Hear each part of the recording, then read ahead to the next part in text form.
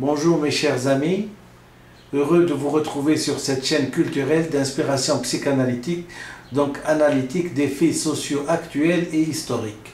La chaîne La Voix de la Vérité de www.ahmedbenfissa-mvsst.com, ma vérité scientifique sans tabou.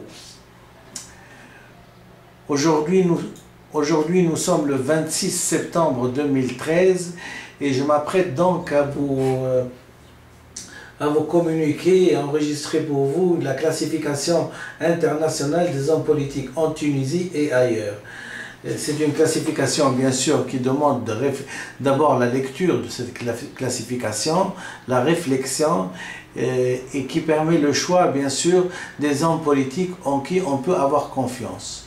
C'est donc, il existe un index que j'ai défini, que je pense être le premier à avoir défini, c'est ce qu'on appelle l'IPAPO.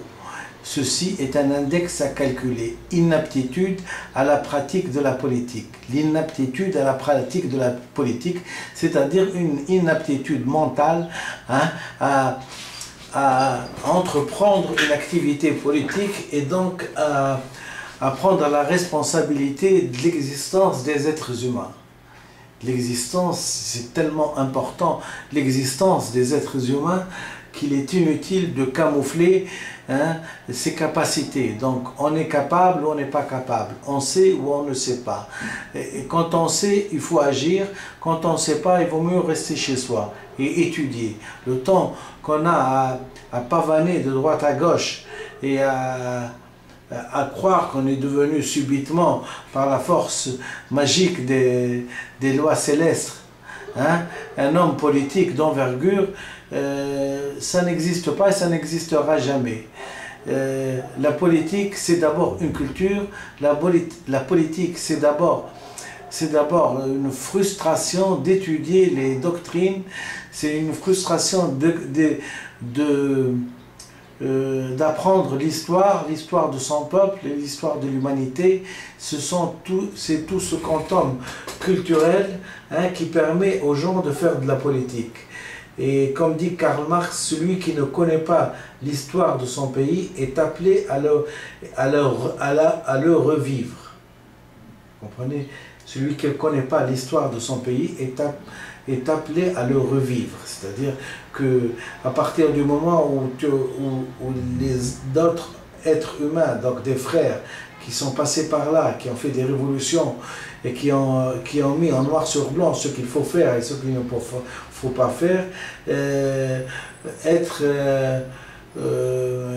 un homme convaincu des capacités mentales divines et presque prophétiques, de savoir gérer un pays et l'amener à bon port après une révolution, ça n'existe pas et ça n'existera jamais. Donc au bout de ces 2 années d'observation minutieuse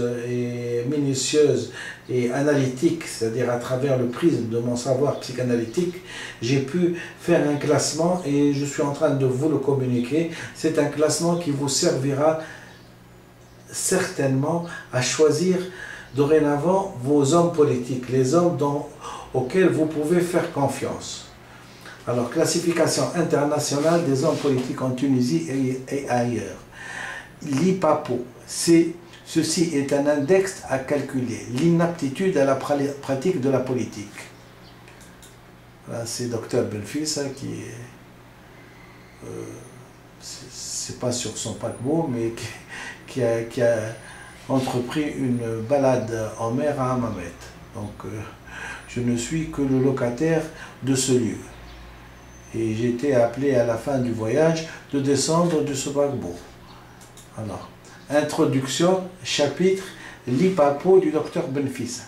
Bonjour mes chers amis, aujourd'hui le 20/9/2013, je vais enregistrer pour vous une vidéo importante pour le futur paysage politique tunisien, puisque c'est une vidéo qui s'adresse en premier au peuple tunisien et donc à tous les aspirants à la réussite de la révolution tunisienne et des futures élections tunisiennes.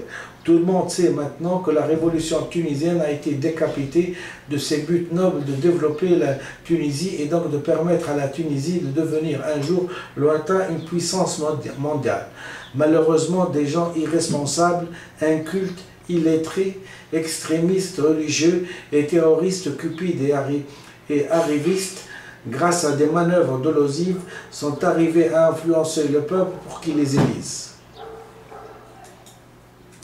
Ils sont arrivés de l'étranger, bien étranger aux souffrances du peuple, de ce qu'il a enduré sous la dictature de Ben Ali.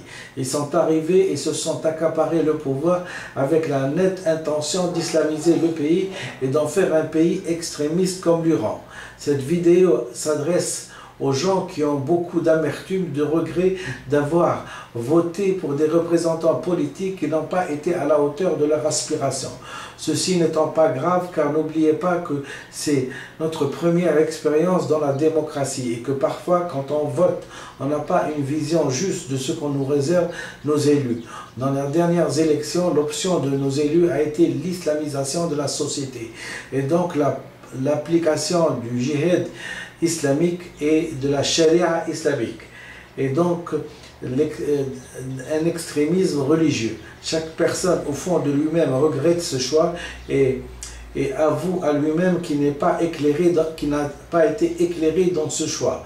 La classification que je propose leur permettra de guider leur choix pour avoir des gens de confiance pour guider leur pays, la Tunisie, non pas par des illusions et des mensonges, mais par la réalité à des horizons plus sûrs pour leurs enfants.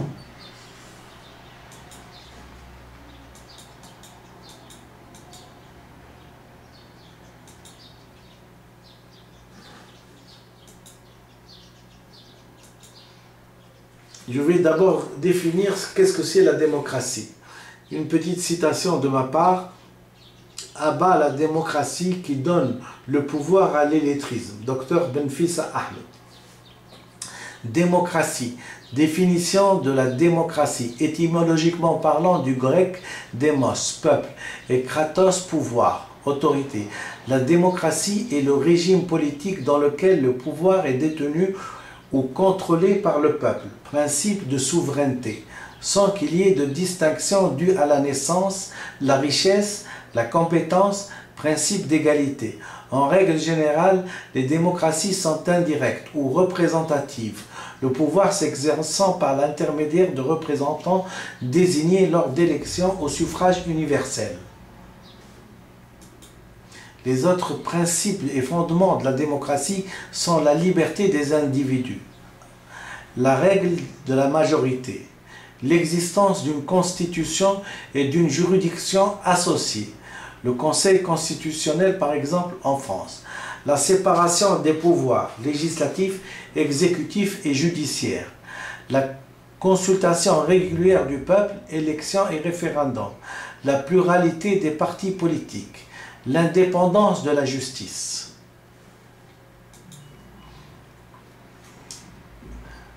Alexis Tocqueville. Voilà ça.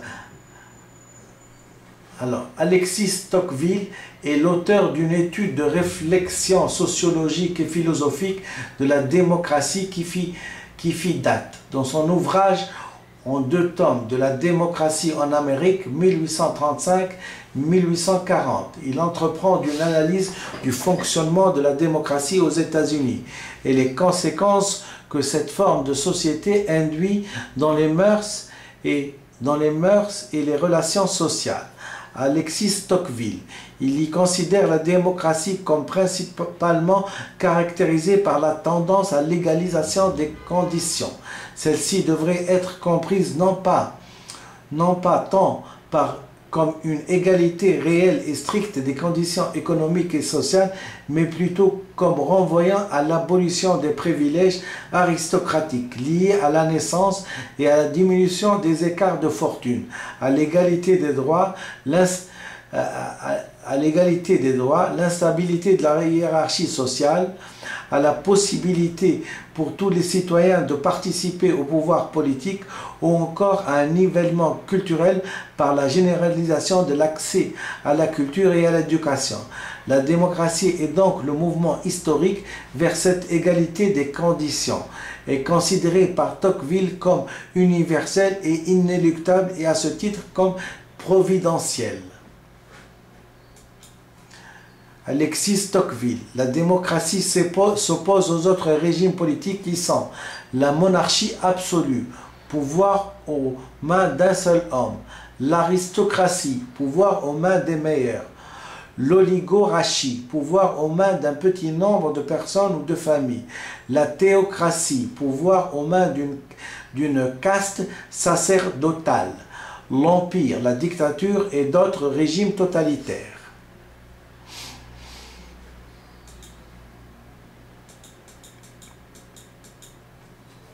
Alexis Tocqueville. Pour autant, il croit pouvoir y déceler une certaine tendance contre laquelle il cherche à mettre en garde. Le désir d'égalité qui imprègne les individus vivant en démocratie conduirait à consentir à une restriction de la liberté et de manière générale à perdre le goût et l'esprit de la liberté. L'individu tiendrait ainsi à se soumettre au groupe par l'effet de la centralisation des pouvoirs, l'essor du bien-être matériel ou encore le nivellement des hiérarchies sociales. La démocratie produirait ainsi un conformisme des opinions. Ainsi, Tocqueville craint une tyrannie de la majorité, l'individu tendant à abdiquer sa volonté personnelle au profit de l'État et de la majorité, pouvant opprimer la minorité. Néanmoins, il s'agit de risques qu'il serait possible de prévenir. L'égalité pourrait s'associer à la liberté grâce à une certaine décentralisation des pouvoirs administratifs. En d'autres termes, par l'existence d'institutions intermédiaires, associations, town meetings, par laquelle les individus pouvant directement participer à certaines décisions seraient responsabilisés et entretiendraient ainsi un esprit de liberté. Tocqueville estime ainsi que la liberté de la presse constitue un moyen puissant pour préserver la liberté des menaces que ferait peser sur elle le désir d'égalité, affirmant que la presse est par excellence l'instrument démocratique de la liberté et que elle seule, la liberté de la presse, guérit la plupart des maux que l'égalité peut produire.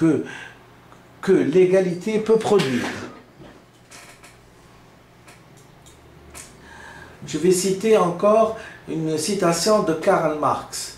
L'inégalité des talents est le produit de structures sociales inégales, historiquement constituées et non de la nature humaine. C'est le fondement même de la démocratie. Karl Marx.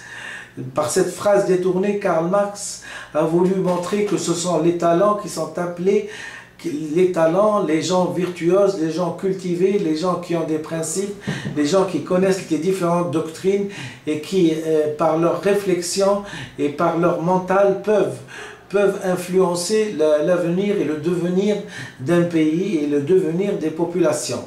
Donc Karl Marx met un filtre de ce qui pourrait avoir comme égalité envers l'exécutif, envers le pouvoir. Donc le pouvoir est géré par des gens qui sont compétents, qui sont cultivés, qui ont des diplômes, qui ont par exemple un bac plus 6, un bac plus 10, hein, qui ont eu le temps de comprendre l'être humain. Voilà. Alors, je reviens à ma classification dont je vous ai parlé tout à l'heure, qui vous permettra bien sûr de pouvoir choisir votre candidat à la présidence de la République ou votre candidat comme député à l'Assemblée ou comme député ou comme même député au Sénat. Ou même dans des élections municipales à choisir par exemple votre maire ou le directeur ou le délégué de la municipalité, etc. Voilà, je commence donc la classification. Et le traître en politique ou le bayour siyasi, le calcul de l'IPAPO, c'est l'index paramétrique à la pratique de la politique. Le bayour siyasi, le traître politique, le radar ou pervers, caractère majeur à 100%. Trois catégories. Le mtaïah âgé de 70 à 80 ans, c'est le traître sénile. Le muhtaram, âge moyen de 40 à 70 ans, c'est le traître respectable. Et il y a le bayour sheb mutarabbas, âgé de 20 à 40 ans, c'est le traître, le jeune prometteur. Le jeune prometteur. Traître, celui qui fait des actes de trahison. Citation: les pervers n'ont jamais honte, puisque pour eux l'autre n'existe pas. C'est un pantin qui n'est là que pour leur propre plaisir. Donc l'hypapo d'un bayour, elle est à 100% contre-indique la pratique de la politique. Quand je pense que pour la Tunisie qui a été gouvernée et présidée par deux présidents, deux personnalités et qui répondent vraiment à la perversion et qui répondent à cette définition, vous comprenez très bien que pour les deux présidents qui sont passés, dont monsieur le président Bourguiba, qui n'est rien d'autre qu'un bayour siyasi, puisqu'il a appris à sa population une langue qui remonte le temps. Au lieu d'essayer de comprendre comment doivent écrire les gens pour se civiliser et pour se développer, il a entrepris de remonter le temps avec le sens de l'écriture qu'il a appris à son peuple. Donc c'est un type qui a perverti le devenir de la population tunisienne et en même temps le devenir de la population des Arabes, parce que c'était le premier leader arabe. Quand on pense qu'il répond à cette définition de perverse, vous comprenez très bien que jusqu'à maintenant, les Arabes sont toujours sous la coupole d'une perversion acquise. Et d'ailleurs non jamais désirée. Le traître en politique ou le bayour siyasi, le calcul de l'hypapo, l'index paramétrique à la pratique de la politique.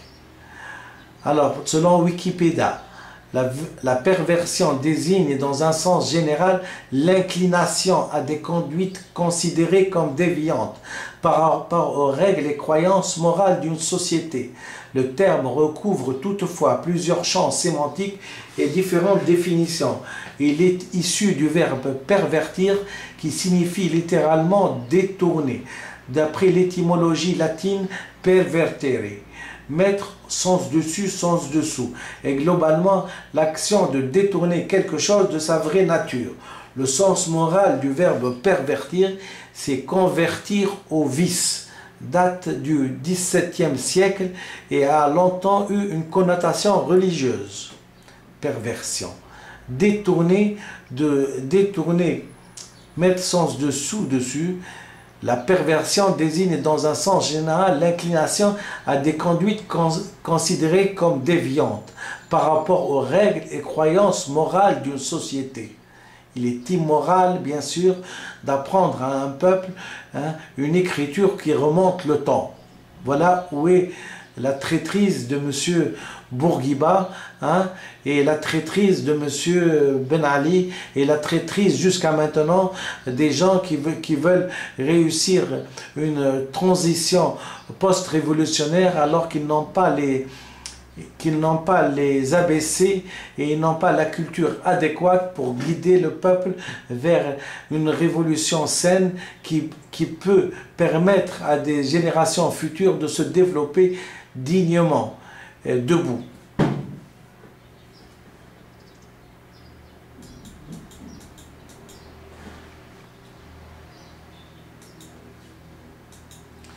Le mujrim siyasi ou l'assassin en politique, c'est la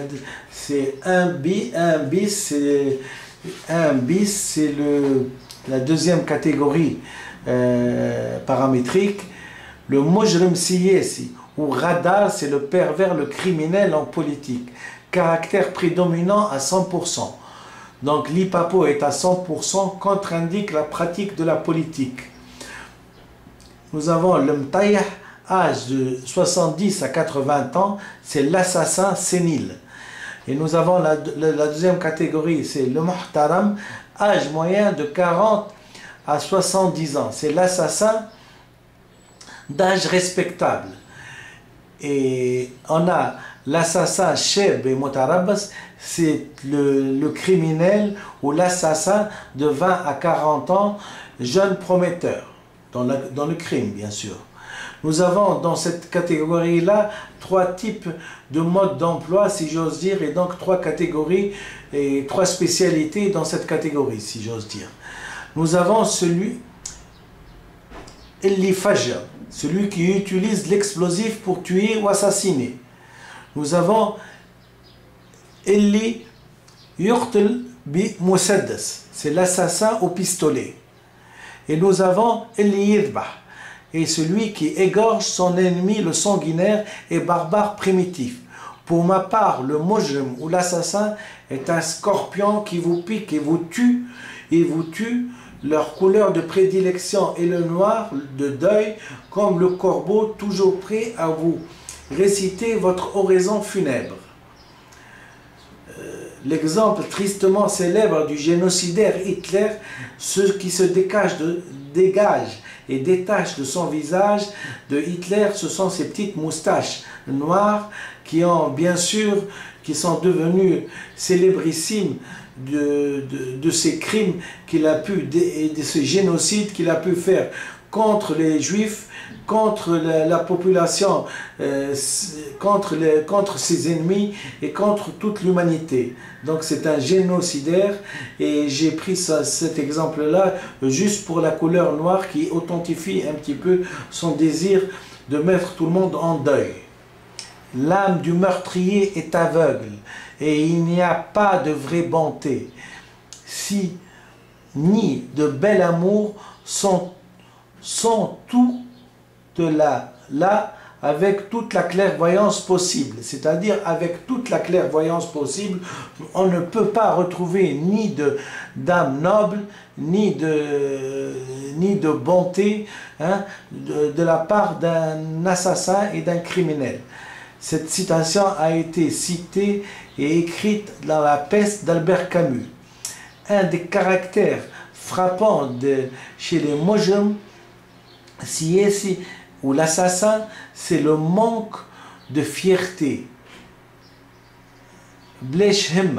Rajel Bleshhemma. Il veut se maintenir à des places politiques qui ne lui reviennent pas, au prix de sang et au prix d'un meurtre. Comme on dit, Raqa ou Ya'raf Rabbi. Ou Mumathil Siyasi. Voilà à peu près les qualificatifs que j'ai à dire sur la personnalité de l'assassin en politique. Rappel et définition de traître. Je reviens donc. Définition de traître. Traître, adjectif féminin, traîtresse, au sens premier, qui trahit, trompeur. Le synonyme est lâche, en anglais treacherous. Deuxième sens, plus dangereux qu'il ne le paraît. Ce cheval est un traître. Synonyme, il est sournois, il peut vous faire tomber, il peut vous donner un coup de patte ou il peut vous faire tomber. Il est sournois, il est traître. Traître, non. Féminin, traîtresse. Sens 1, la personne qui trahit. Le synonyme, c'est l'espion. En anglais, traitor. En savoir plus sur traître, les synonymes de traître sont au nombre de 17. Dangereux, déloyal, déserteur, espion, félon, fourbe, infidèle, Judas, lâche, mouchard, parjure, perfide, renégat, surnois, transfuge, trompeur, vendu, traître. Rappel et définition de traître. Fourbe. L'adjectif, la définition de fourbe. Fourbe qui trompe. Surnoisement. Synonyme, surnois. En anglais, fourbe. Définition, en savoir plus. Les synonymes de fourbe sont au nombre de 12. Artificieux, déloyal, dissimulé, hypocrite, indélicat, jésuite, Judas, perfide, surnois, tartuffe, traître, trompeur, fourbe. Citation avec fourbe. 5 citations contenant le mot fourbe. Il était d'autant plus fourbe qu'il ne l'était pas toujours. Blaise Pascal. Il obtint ce qu'il demanda par ceste fourbe dont il abusa le peuple. Jacques Aimo. Tu es faible, tu es fourbe, tu es fou, tu es froid, tu es faux, tu t'en fous. Serge Gainsbourg. Un imposteur est un fourbe qui veut en imposer aux autres pour son profit. Jean-Jacques Rousseau. Je répète celle-là parce qu'elle me plaît. Un imposteur est un fourbe qui veut en imposer aux autres pour son profit. Jean-Jacques Rousseau. Un jeune homme méfiant est en danger d'être un jour fourbe. Joseph Joubert.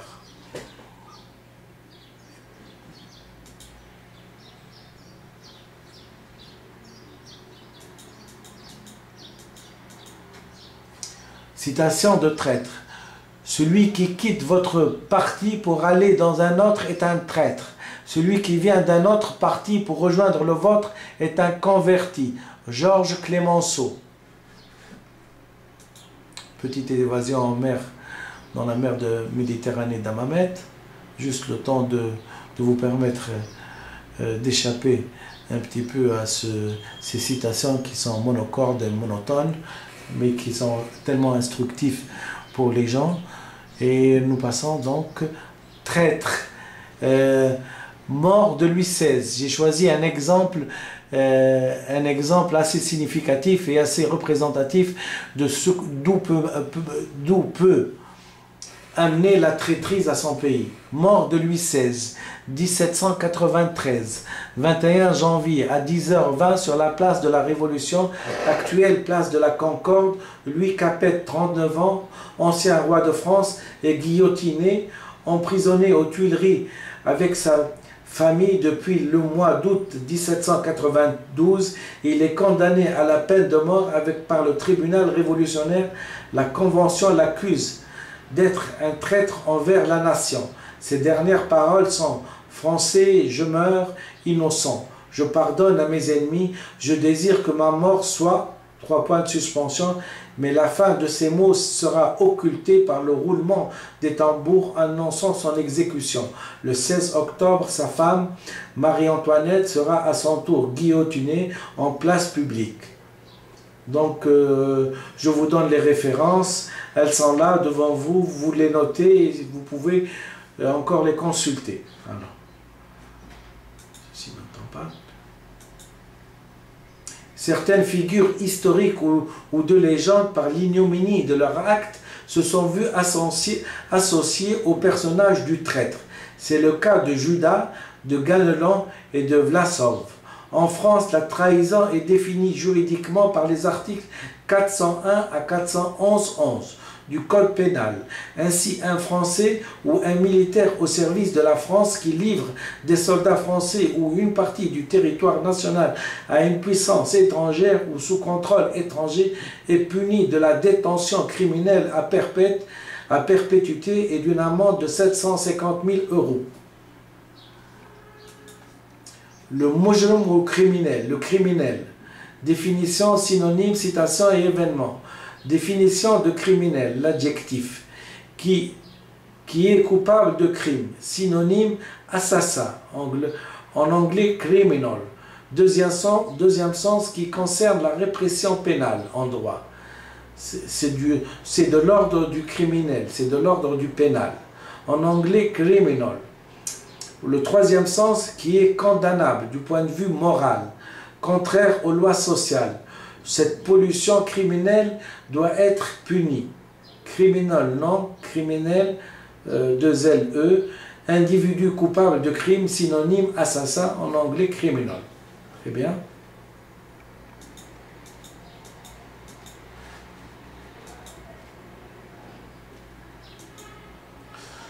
En savoir plus de criminel, les synonymes de criminel, il y a 15 synonymes: assassin, atroce, bandit, boucher, bourreau, brigand, coupable, un empoisonneur, un gangster, un gredin, un homicide, homicide, l'incendiaire, le meurtrier, le scélérat, le tueur, criminel. 15 synonymes. Citation avec criminel.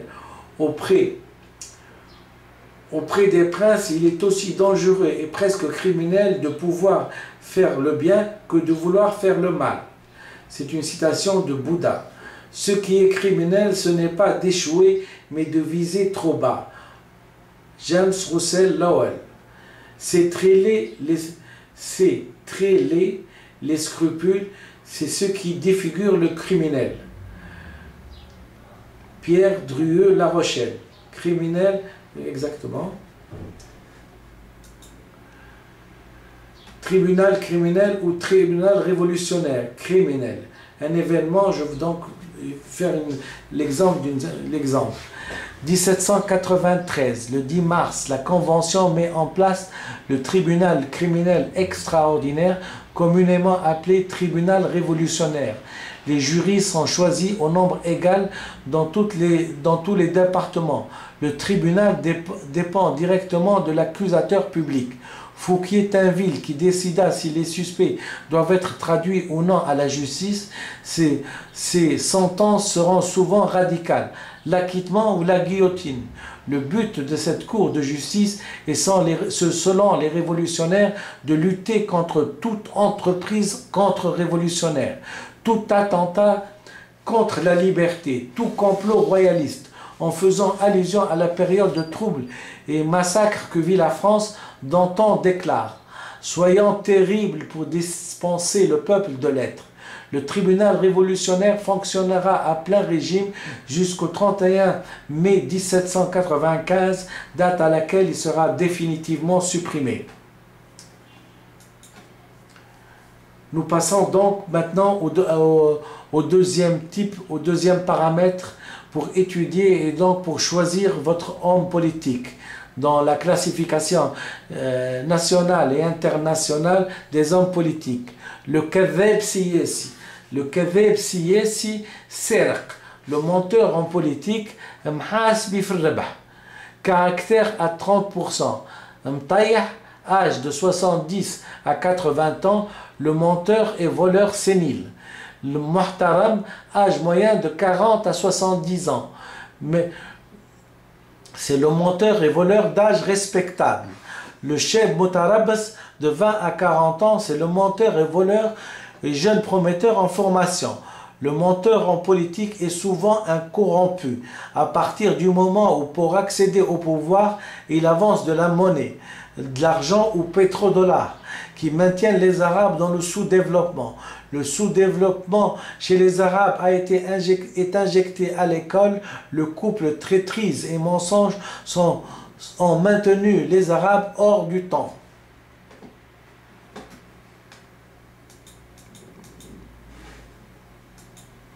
Citation sur la corruption. La corruption est la force.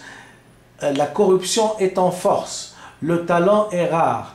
Ainsi, la corruption est l'arme de la médiocrité qui abonde, et vous en sortirez partout la pointe. Le Pierre Goriot, 1835. Les moralistes n'y peuvent rien. Il y a une loi de déshumanisation progressive en vertu de quoi, désormais, à l'ordre du jour de la bourgeoisie, il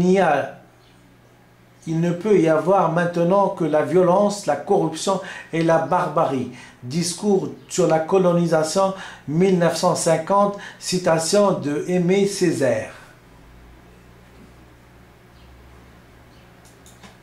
Classification internationale des hommes politiques en Tunisie et ailleurs. Le calcul de l'IPAPO ou index paramétrique à la pratique de la politique. Le mumathil السياسي. Rajai, يمثل comédien, caractère à 20%. Mtayah, âge de 70 à 80 ans, le réactionnaire est comédien sénile. Le muhtaram, âge moyen de 40 à 70 ans, c'est le réactionnaire et comédien d'âge moyen. Le chef Mutarabas, c'est de 20 à 40 ans, c'est le jeune réactionnaire et comédien prometteur et qui est en formation. Plus les hommes sont civilisés, plus en général ils sont comédiens. Ils prennent l'apparence de l'affection, de l'estime pour autrui de l'immoralité, du désintéressement, sans par là tromper personne. Parce que chacun sait qu'il n'y a pas de cordialité, mais il est très bon qu'il en soit ainsi dans le monde. Anthropologie du point de vue pragmatique, Emmanuel Kant. L'Ipapo de Raj Mtayah, comédien, est à 20%. La corruption est aussi le manque de dignité, c'est l'absence de scrupules, c'est l'exploitation des gens sans défense.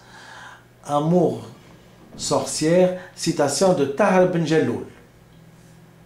Les amours sorciers, voilà. Définition de réactionnaire. Définition de réactionnaire. Réactionnaire, adjectif et sens. Opposé au progrès, synonyme, rétrograde. En anglais, réactionnaire,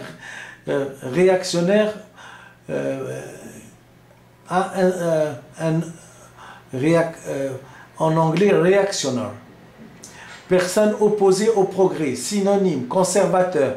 En anglais, réactionnaire. Définition, en savoir plus sur réactionnaire. Synonyme de réactionnaire. Le calcul de l'Ipapo, l'index paramétrique à la pratique de la politique. Le réactionnaire est un conservateur, est un rétrograde. Synonyme. Première citation contenant le mot réactionnaire. Un réactionnaire est un somnambule qui marche à reculons.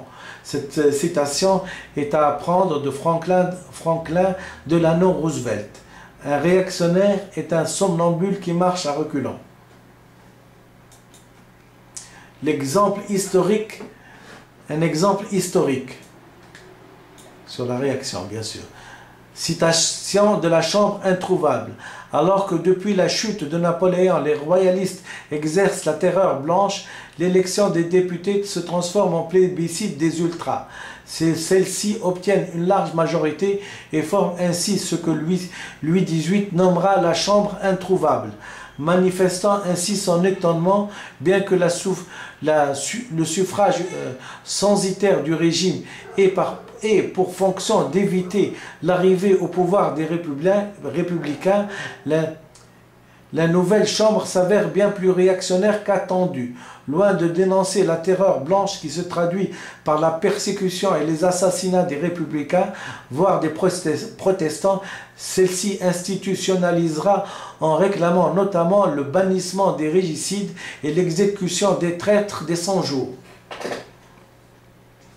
À quelque chose près, nous sommes dans cette...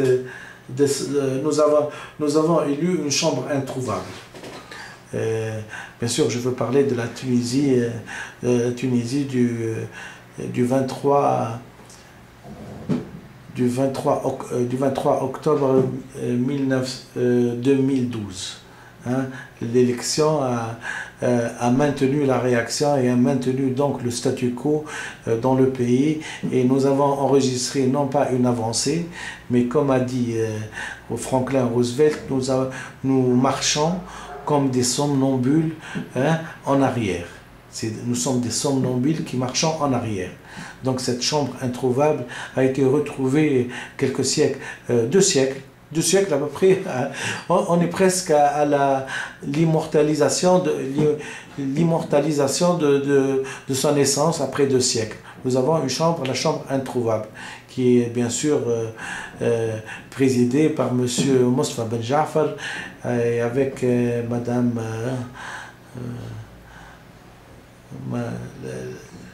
avec la vice-présidente. J'ai oublié son nom, c'est pas grave. Elle ne l'en mourra pas, comme on dit.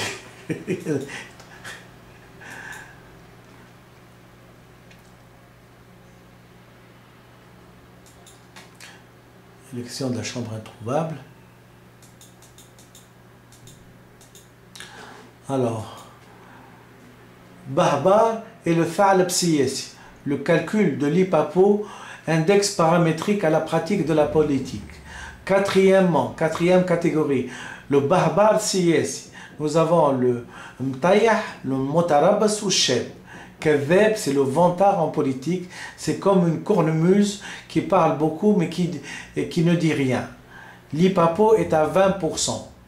Donc nous avons le hableur ou menteur sénile, nous avons le hableur et le menteur d'âge moyen, et le jeune prometteur, hableur et menteur, le mtaïh, le muhtaram, et le sheb mutarabbas. Nous avons cinquièmement le radar, le pervers. Nous connaissons la définition de pervers, c'est une personne qui vous détourne de votre humanité. Le renard en politique. Nous avons le renard sénile, le mtaïh âgé, de 70 à 80 ans. Nous avons le muhtaram, l'âge moyen, et c'est l'âge moyen respectable et menteur. C'est l'homme renard, c'est le renard qui est en politique, bien sûr, qui est respectable et menteur. Et nous avons le sheb mutarabbas de 20 à 40 ans, qui est le jeune renard et menteur respectable en formation. Ipapo à 20%. À force de regarder les débats à la télévision tunisienne, les débats entre l'opposition pendant ces 2 années où on a débattu, on a été d'accord, on s'est insulté, et après on s'est contredit et on s'est opposé et on a fini par comprendre qu'il fallait faire une grève. Enfin, toute cette atmosphère conflictuelle de gens qui ne connaissent rien à la politique mais qui font des conflits pour se maintenir en place et pouvoir traire la vache, c'est-à-dire la mensualité de notre pauvre gouvernement et bien sûr au détriment de la classe ouvrière et de la classe la plus pauvre de la société. Hein. Il y a eu des personnes, paraît-il, il y a eu des dépenses de 170 milliards de dinars, hein, pendant ces 2 années, hein, à payer des gens qui jusqu'à maintenant non seulement n'ont rien fait, mais veulent des prolongations pour pouvoir, après 2 ans, après je ne sais pas combien de jours, parce qu'il faudrait connaître à peu près le jour, ils pensent que dans 1 semaine ou dans 7 jours ou 8 jours, ils vont réussir ce qu'ils n'ont pas réussi pendant 600 ou 700 jours. Donc j'ai fini par penser à mon cher maître, et bien sûr c'est un maître, Jean de La Fontaine, et j'ai fini par comprendre que il fallait lire Le Loup et le Renard, Le Loup, le Renard et le Singe, de Jean de La Fontaine. Alors nous avons, vous avez qu'à imaginer ce monsieur-là qui est le singe, qui est le président d'une quelconque assemblée, je ne veux pas dire, pour diffamer, je ne veux pas dire que c'est de notre assemblée, mais d'une quelconque assemblée, et nous avons le renard, et le loup, et nous avons le renard. Le renard est toujours plus petit que le loup. Alors, le loup plaidant contre le renard par devant le singe. Le loup plaidant contre le renard par devant le singe. Un loup disait que l'on l'avait volé. Un renard, son voisin, d'assez mauvaise vie, pour ce prétendu vol, par lui fut appelé. Devant le singe, il fut plaidé, non point par avocat, mais par chaque partie. Thémis, déesse de la justice, n'avait point travaillé, de mémoire de singe, a fait plus embrouiller. Le magistrat sué en son lit de justice, préconnu, bien contesté, répliqué, crié, tempêté, le juge instruit de leur malice.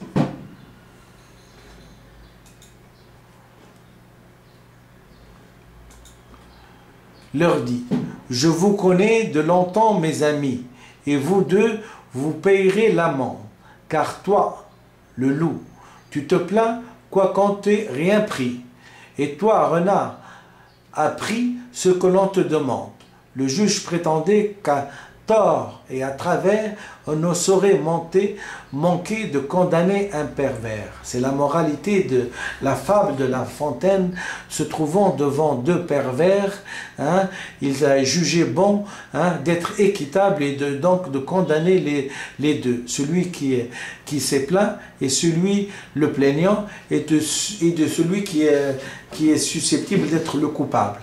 Le juge prétendait qu'à tort et à travers, on ne saurait manquer en condamnant un pervers.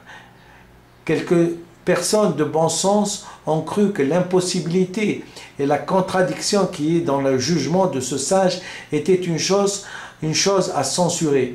Mais je ne m'en suis servi qu'après Phèdre, et c'est en cela que consiste le bon mot selon mon avis, de La Fontaine. Voilà, c'est très bien dit. C'est le loup plaidant contre le renard par devant le sage.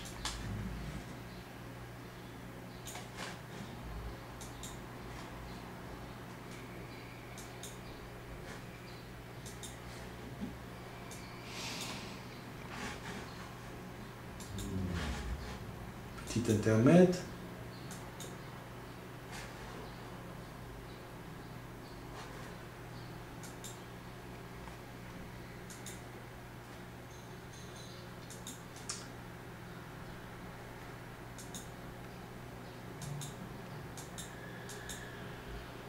Donc la source, Phèdre, livre 4, d'après une courte fable d'Ésope,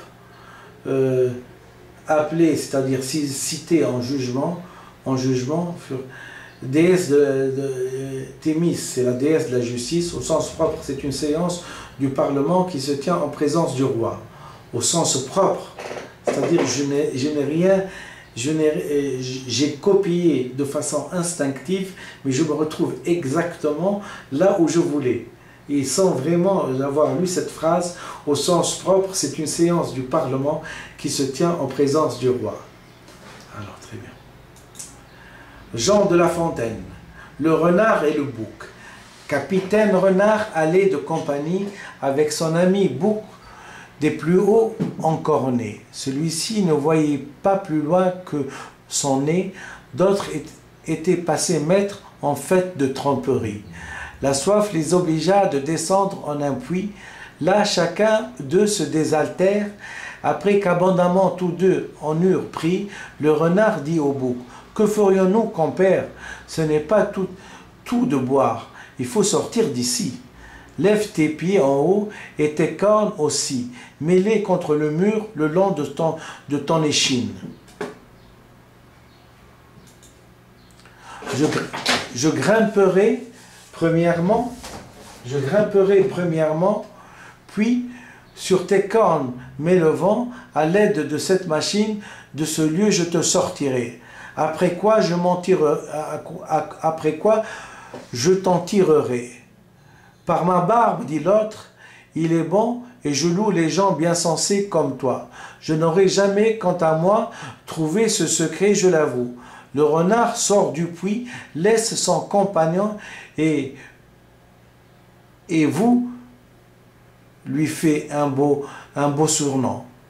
Et vous lui fait un beau serment pour l'exhorter à la patience. Si le ciel tue, dit-il, donné par excellence autant de jugement que de barbe au menton, tu n'aurais pas à la légère descendu dans ce puits. Or, adieu, j'en suis hors, tâche de t'en tirer et fais tous tes efforts, car pour moi j'ai certaines affaires qui ne me permettent pas d'arrêter mon chemin, et en toute chose il faut considérer la fin. J'ai dû recopier cette fable, bien que je l'ai dite de façon plus ou moins laborieuse, mais c'est juste pour décrire un petit peu la perversion de certaines personnes qui, une fois qu'ils sont élus de la population, de leur parti, ils se détournent complètement d'eux, ils ne sont plus là. À partir du moment où ils sont devant les feux des projecteurs, ils ne sont plus là pour rendre un service pas à la population et encore moins à leur parti. Ils se détournent complètement. C'est comme si qu'ils n'avaient... C'est de l'ingratitude et de l'ingratitude envers les gens qui les ont élus. Et me vient bien sûr à l'esprit cette phrase de Victor Hugo que je vais essayer de me mémoriser. Il y a des services si grands qu'ils ne peuvent être payés que par l'ingratitude. Tous les chefs de parti de la Tunisie post-révolutionnaire ne peuvent dire cette phrase: il y a des services si grands qu'ils ne peuvent être rendus que par de l'ingratitude. Ils sont ingrats envers ceux qui les ont élus. Comme a été le renard avec le bouc. Voilà ce que je voulais dire en finalité.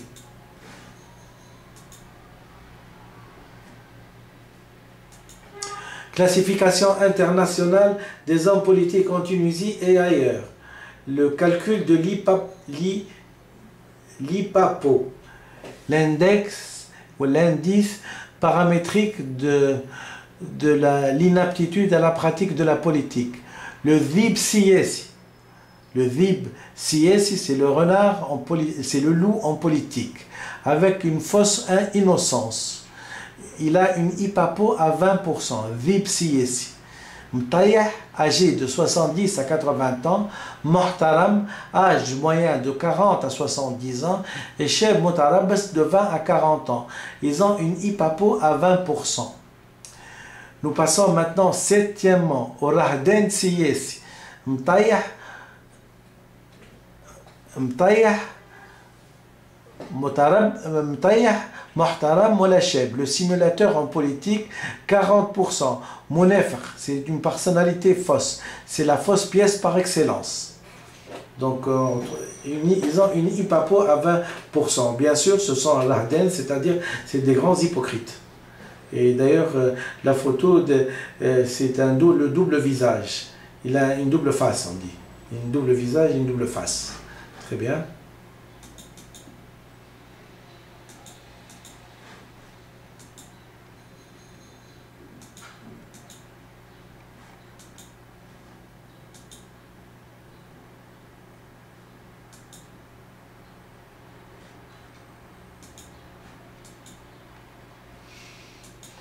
Le loup et l'agneau. La raison du plus fort est toujours la meilleure. Nous allons vous la montrer tout à l'heure. Un agneau se désaltérait dans le courant du nom de Pur. Un loup survient à jeun qui cherchait aventure et que de la faim en ces lieux attirés, qui te rend si hardi de troubler mon breuvage, dit cet animal plein de rage. Tu seras châtié de ta témérité. Sire, répond l'agneau, que votre majesté ne se mette pas en colère, mais plutôt qu'elle considère que je me vais désaltérant dans le courant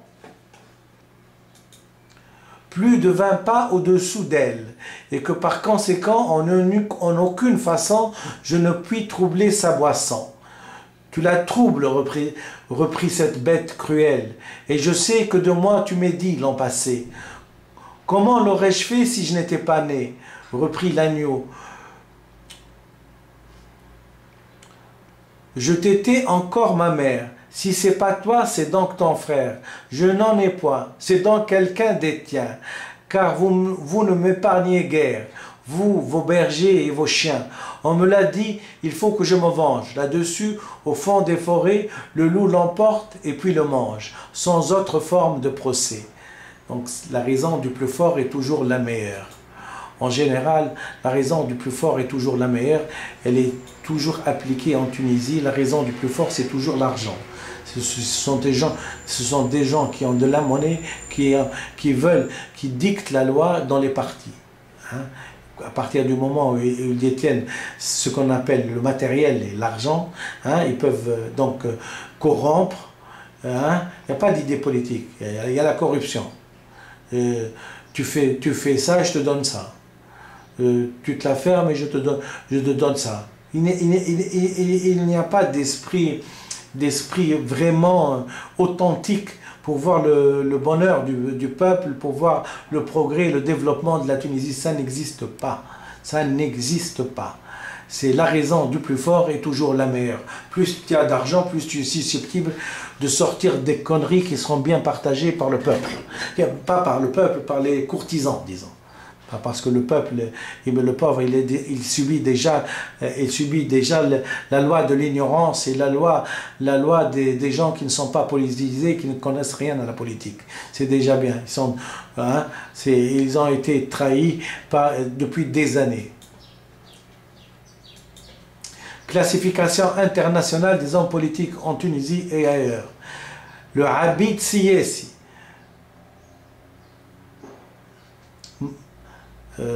Mtayah Muhtaram Moucheb, l'esclave en politique. Blesh Hemma. Beki Taht Sabat. Oui, le Abid Siyesi, il est toujours Taht Sabat, il est toujours sous les chaussures. Mtayah, âge de 70 à 80 ans. Muhtaram, âge de moyen de 40 à 70 ans. Et le Cheb Mutarabas de 20 à 40 ans. Donc l'esclave en politique, c'est celui qui dit non, celui qui dit oui sans comprendre la finalité de son oui. Et on a vu, et ça fait des années qu'on voit qu'il y a des gens à qui on demande d'aller en guerre, qui ne sont même pas capables de faire agir par exemple leur cas de conscience, et de dire non, moi je n'y vais pas, jusqu'aujourd'hui ça va, je suis d'accord, je suis partisan et je suis par exemple votre ministre pour cette politique, mais à partir du moment où maintenant nous allons nous entretuer et massacrer des êtres, et que ce soit de l'autre bout du monde, je ne suis plus d'accord, je ne suis plus complice. Non, c'est une relation de maître à esclave. Le président dicte la loi et les collabos, en fin de compte, les collaborateurs se la ferment et répètent comme des perroquets ce que désire le monsieur. Alors c'est pour ça que j'ai parlé de cette personnalité, c'est le Abid Siyesi. Malheureusement, par exemple, cet état qui dénote toujours d'une fragilité structurelle de la personnalité, à partir du moment où une personnalité normale et équilibrée, c'est tantôt oui, tantôt non. Mais c'est jamais oui pour tout et c'est jamais non pour tout. Malheureusement, le Abid Siyesi, c'est toujours oui pour tout. C'est comme si il est arrivé grâce à ce monsieur, il a eu une naissance politique, il a eu ce qu'on appelle, il est monté dans l'ascenseur social grâce à son maître, et à partir de ça, il a une fidélité absolue à son maître, et son maître il a presque le droit de vie et de mort sur lui. C'est ce qu'on appelle le Abid Siyesi. Alors, le Abid Siyesi, ne vous attendez pas à avoir quelqu'un qui critique ou qui a un positionnement qui est autre qu'un béni oui-oui à son maître. C'est le béni oui-oui par excellence. C'est le Abid Siyesi. Il a une IPAPO à 20%. Quand on a le malheur d'être dans un pays de persécution et de servitude, au milieu d'une nation esclave et moutonnière, on est bien heureux qu'il y ait dans un pays libre des philosophes qui puissent élever la voix. Lettre à Voltaire le 14 avril 1760. Citation de Jean Laurent d'Alembert. Référence Jean Laurent d'Alembert.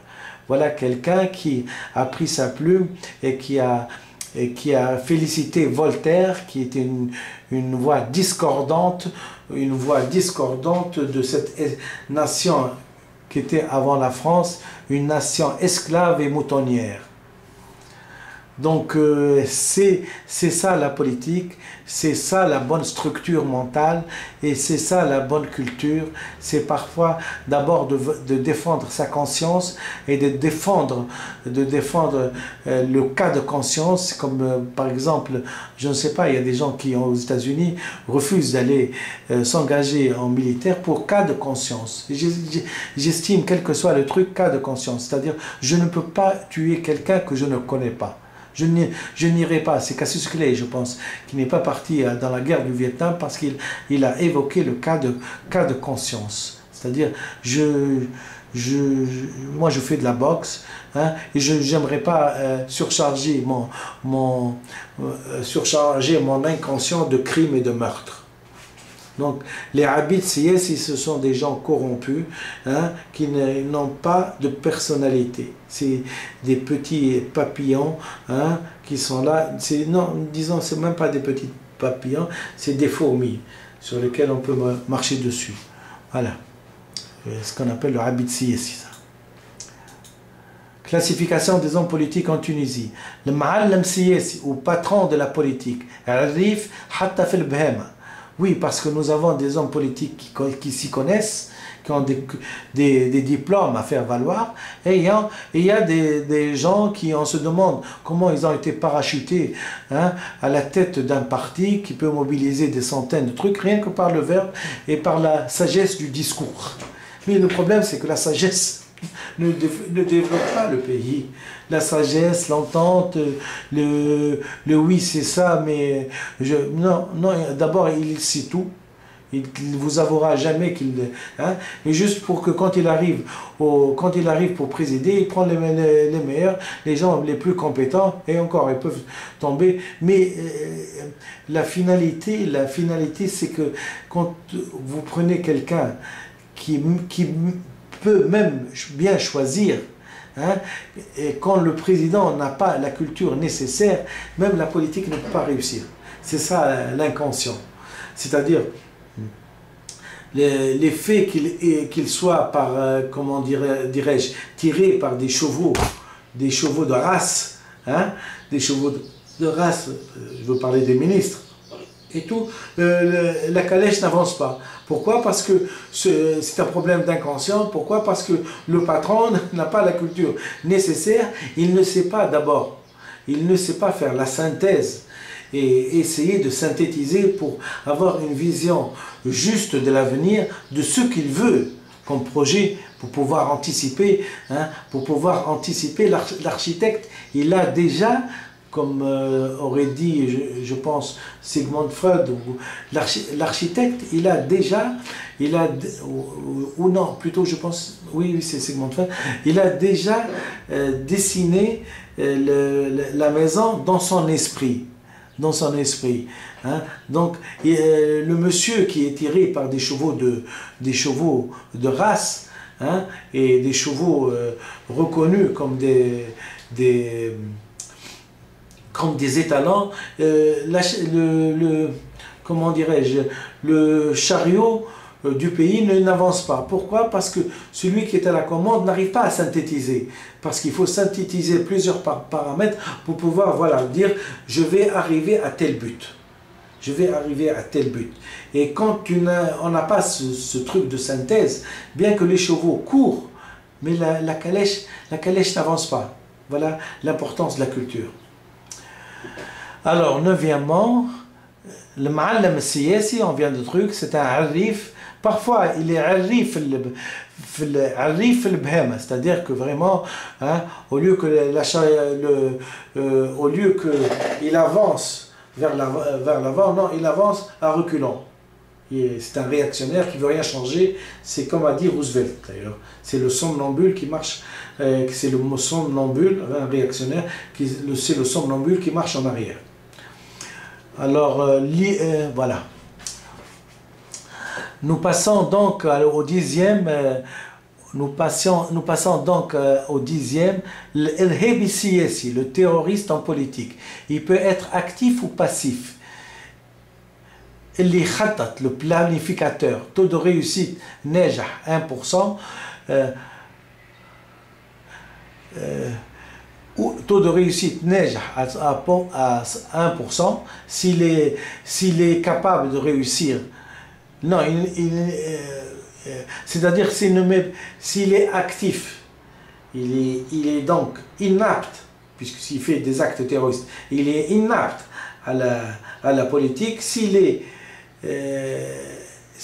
passif, il est apte à la politique. Donc, il y en a un qui te donnera une catastrophe, un acte terroriste, qui est inapte, donc, et l'autre qui se tient juste à côté, qui fait partie d'un parti terroriste, et donc qui ne met pas les mains à la pâte, et donc qui collabore sans pour autant allumer la dynamite, si j'ose dire.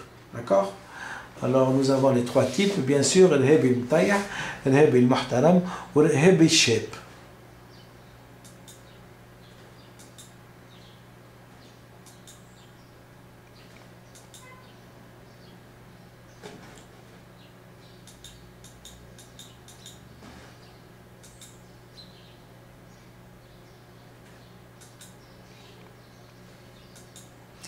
Onzièmement, Rajl Taqi Siyasi, l'homme sage et droit de la politique. Je dis, Qirdu fi maktoubou, Mtayah, Muhtaram, wala baywa. Un homme sage prend ses propres décisions. Oui.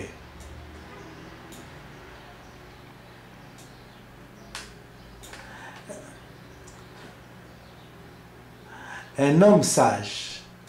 Elle est importante, un homme sage prend ses propres décisions, un homme ignorant suit l'opinion publique. Très bien. Un homme sage prend ses propres décisions selon sa culture, selon son expérience, selon ses diplômes, et un homme ignorant suit l'opinion publique parce qu'il ne veut pas être exclu du cercle de la politique. Rahdan ou l'khbis siyasi, mtayah, mutarabbas ou la sheb. Le laf'a, ses positions politiques se tortillent comme un serpent. C'est un hypocrite, bien sûr. Hein? C'est un serpent. La grenouille trop gourmande finit dans la bouche du serpent. Mtayah, muhtaram ou sheb.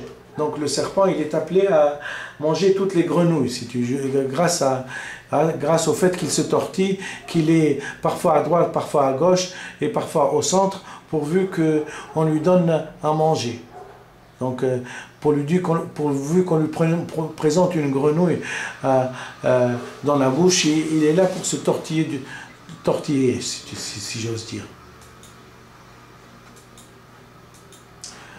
Nietzsche et le serpent. Nous répartissons les choses selon les genres. Nous désignons l'arbre comme étant du masculin, la plante comme féminine. Cette transposition arbitraire, quelle planante façon de congédier le canon de la certitude. Nous parlant d'un serpent, cette désignation ne touche que l'action de ce tordre. Elle pourrait donc aussi bien s'appliquer au ver. Comme ces délimitations sont arbitraires et comme ces préférences accordées tantôt à telle qualité d'une chose, tantôt à d'autres paraissent unilatérales. Oui, il a voulu parler une personne a beaucoup de facettes. On ne peut pas, on peut être menteur, assassin, on peut être menteur, assassin, baillot, etc. C'est plusieurs facettes. Hein? Mais disons que cette classification permet déjà de rappeler les facettes et donc d'associer les paramètres. Classification internationale des hommes politiques en Tunisie. Rajl Thawri Siyasi, l'homme révolutionnaire en politique. Mastra, droit comme une règle. L'IPAPO et de 0% ne contre-indique pas la politique. Oui, l'homme révolutionnaire en politique, Rajl Thawri Siyasi, l'homme révolutionnaire en politique, il est droit et comme une règle, il suit une doctrine, il ne tangue ni à droite ni à gauche. Il suit par exemple une doctrine, par exemple la doctrine maoïste, il va tout droit. Et il ne flirte ni à droite ni à gauche, ni vers le centre. Jahl Siyasi, il a une IPAPO à 100%, caractère prédominant. Oui, l'ignorant de la politique, l'ignorant, il faut vraiment n'oubliez pas que l'IPAPO d'un Jahl Siyasi, elle est prédominante. Il ne faut jamais élire une personne qui n'a pas un savoir culturel, qui n'a pas de diplôme et qui vient juste pour, comment dirais-je, pour son bénéfice oral, c'est-à-dire l'oralité, c'est la cupidité. La vraie connaissance, c'est de connaître l'étendue de son ignorance.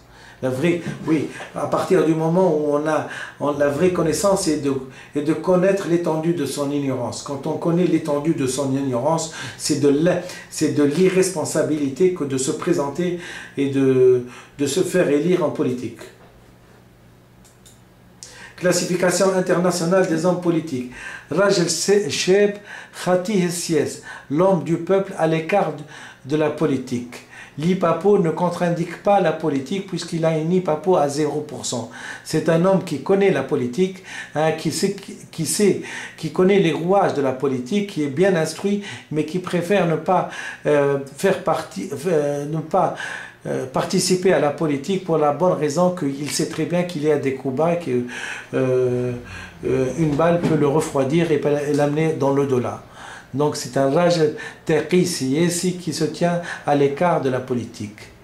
Imra'a bint sha'b khatiha siyasa, la femme du peuple. On a les trois catégories, bien sûr, mtayah, muhtaram et bayou' sheb. L'homme est forcé de faire, la femme peut se contenter d'être. J'ai tenu à citer cette citation de Victor Hugo pour dire que en général l'homme est forcé de faire, en général l'homme fait de la politique, la femme peut se contenter d'être, en général la femme elle s'occupe de sa famille et la politique ne lui dit rien. 17. Siyasi Dajjal, le hableur en politique. Mtayah 70 à 81, Muhtaram 40 à 70 ans, Cheb Mutarabs de 20 à 40 ans. Il a une IPAPO à 50%. On parle beaucoup, qui parle beaucoup cache une vérité. Proverbe romain. Qui parle beaucoup cache une vérité. Œuvre, voilà. Nul venin pire que celui de la langue. Proverbe turc. Nul venin, voilà.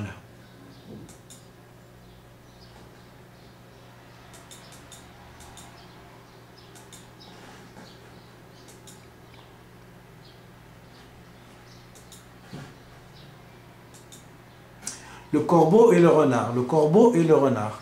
Maître corbeau sur un arbre perché tenait dans son bec un fromage. Maître renard, par l'odeur alléchée, lui tint à peu près ce langage. « Eh, bonjour, monsieur du corbeau, que vous êtes joli, que vous me semblez beau. Sans mentir, si votre ramage se rapporte à votre plumage, vous êtes le phénix des hôtes de ce bois. » À ces mots, le corbeau, ne se sentant plus de joie, et pour montrer sa belle voix, il ouvre son large bec, laisse tomber sa proie.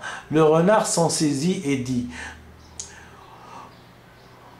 mon bon monsieur, apprenez, tout flatteur vit aux dépens de celui qui l'écoute. Cette leçon vaut bien un fromage sans doute. Le corbeau, honteux et confus, jura, mais un peu tard qu'on ne l'y prendra plus. Moi, je veux...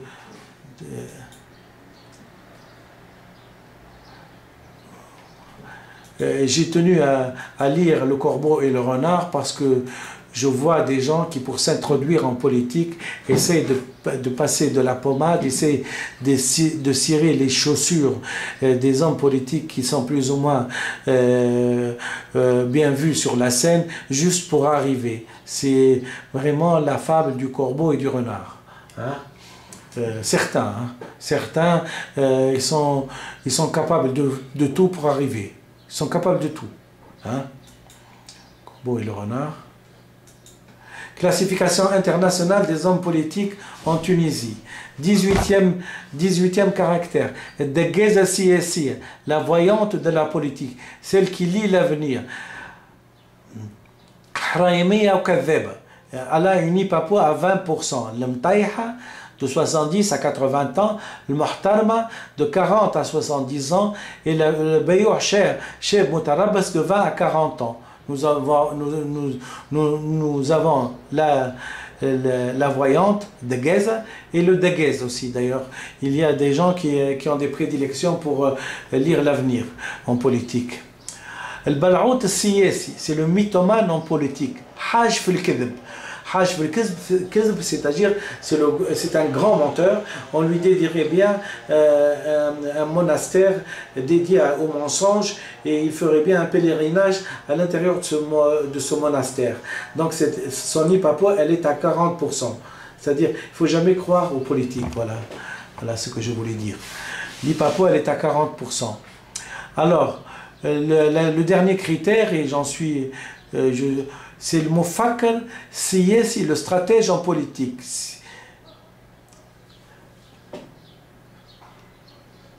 c'est celui qui fait يربح برشا فلوس. C'est le مخطط سياسي, c'est le سياسي qui planifie comment il gagne de l'argent. Parce que c'est tout un problème de cupidité, la politique dans tous les pays du monde d'ailleurs, sauf dans les régimes bien sûr socialistes et communistes. Hein, mais ici, c'est la cupidité, c'est gagner de l'argent le plus possible. Donc, mais il y a quand même, il y a des personnes dont la moralité est saine, il existe. Il faut les chercher, il faut bien réfléchir, il faut bien voir comment ils vivent, de quelle culture ils peuvent se faire prévaloir pour les si j'ose dire, les sélectionner. Donc c'est le Moufak al-Siyas, il pourra même vous envoyer dans un chemin qui est fou. Hein? À force de cupidité, il peut engendrer que tout un peuple écrive à l'envers qu'à l'endroit. Il s'en fout complètement, pourvu qu'il soit rassasié de sa cupidité, de manger plus que les autres, de voyager plus que les autres, d'être servi plus que les autres et d'en faire tous les autres des esclaves. Voilà un petit peu la personnalité du Moufak al-Siyasi. Et d'ailleurs, la preuve en est, c'est qu'il n'a jamais écrit un livre de doctrine politique pour qu'on puisse s'y référer. Il peut rester 40 ans à faire du blablabla, hein, à faire des discours et des tawjihat al-raïs, alors que vraiment le faux et l'usage de faux. Voilà. Aide à remplir les cases du calcul de l'IPAPO, mode d'emploi, le score et à l'aptitude de la pratique de la politique, ou IPAPO, indice pour l'aptitude à pratiquer la politique. Quand le critère est présent dans la case, on met 5%. Si le caractère est majeur, 50%. Si le caractère est prédominant, 100%. La somme de 100% contre-indique l'exercice de la politique, car la politique est la science de la vérité pour le peuple. Pour déterminer, il faut d'abord choisir seulement 3 à 5 critères prédominants d'une personne. Faire la somme, si elle est inférieure à 100, peut faire de la politique, supérieure à 100, contre-indique la politique. Pour une assemblée, par exemple, il faut uniformiser les textes, soit on choisit 5 critères, soit 3 critères. Il ne faut pas mélanger les uns 5 critères et les autres 3 critères. Et là on peut dire que nous avons fait le tour de la question et j'en suis un petit peu content, heureux d'arriver à la dernière diapositive, puisque la dernière diapositive vous permet de calculer cet index paramétrique à l'aptitude de la politique. J'essaie de partager l'écran avec vous et j'espère que j'ai été bon. D'abord, il n'y a pas de diffamation, c'est permettre au peuple ce qui est sacré pour moi. Si les gens se sentent visés sur un truc, ils n'ont pas à se sentir visés. Si jamais ils peuvent contourner ces caractères des caractères qu'ils ont, ils peuvent le faire. Mais sinon voilà. Tenez, j'ai oublié de dire quelque chose, c'est que dans le menteur ou le kadheb siyasi, en général, quand il parle, il donne des références étrangères. Et j'ai dit que c'était quelque chose qui ne regardait pas les Tunisiens, que d'autres pays vivent une autre façon, une autre civilisation que nous. Nous sommes appelés à vouloir arriver à cette civilisation. Nous sommes une civilisation, on le veuille ou non, je m'excuse du terme, primitive, et nous aspirons bien sûr à une civilisation développée. Je vous remercie infiniment et j'espère que si par hasard il y a des gens qui se sentent visés, ils n'ont pas à se sentir visés. C'est pour permettre bien sûr à des gens qui n'ont pas eu le temps, vu leur travail, d'étudier bien le psychisme et d'étudier bien les personnalités communes de l'être humain, ça permet à ces gens-là d'être à côté de la vérité. Parce que la vérité pure n'existe pas, mais ça permet un petit peu d'avoir d'abord une assemblée compétente pour pouvoir écrire une constitution où l'on dit qu'il faut 2 ans et 3 ans pour écrire une constitution, alors qu'il suffit d'une semaine, il suffit d'un papier collé, d'un copier-coller, hein, de mettre les noms, de mettre la Tunisie, de mettre la langue que nous aspirons, à laquelle nous aspirons arriver pour nous développer, hein, de mettre un petit peu le type d'élection et d'interdire un petit peu à certains, pas d'interdire parce que ça atteint la liberté des gens, ça, mais s'ils veulent, mais de permettre à des gens d'être cultivés pour sélectionner ceux qui sont responsables de l'avenir des Tunisiens. Je vous remercie infiniment et j'en ai fini avec cette vidéo et merci bien.